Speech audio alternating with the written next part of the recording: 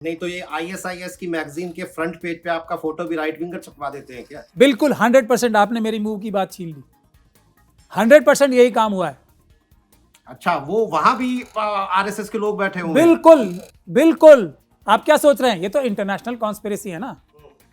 देखिए आईएसआईएस और op India 2014 के आसपास ही बने दोनों, ये बात आपको पता है।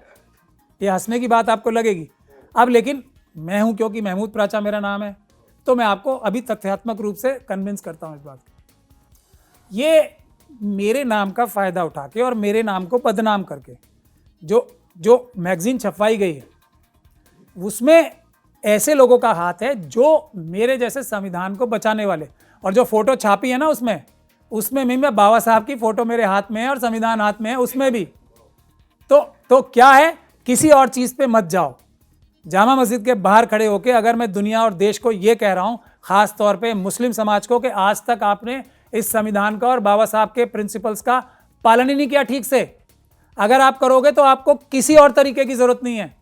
तो मैं ये बात तो आज भी कहता हूं, लेकिन इस बात को एक उस पे पत्थर पे छपवा के उसको दूसरी तरीके से इंटरप्रेट करने का कार्य आरएसएस ने किया, ताकि मेरे पॉइंट्स पे बात नहीं करेंगे कभी भी, छवि खराब करने के लिए। लेकिन मैं भी कोई इतना कमजोर व्यक्ति तो हूं नहीं कि उसका सही जवाब नहीं दूंगा। मैंने एक कंप्लेंट की हुई है दिल्ली के स्पेशल सेल में, और एनआईए को भी उसकी कॉपी भेजी है कि आप इसकी इन्वेस्टिगेशन करो कि कौन लोग मुस्लिम समाज को मेरी तस्वीर यूज करके गलत लाइन पे ले जाना चाहते हैं।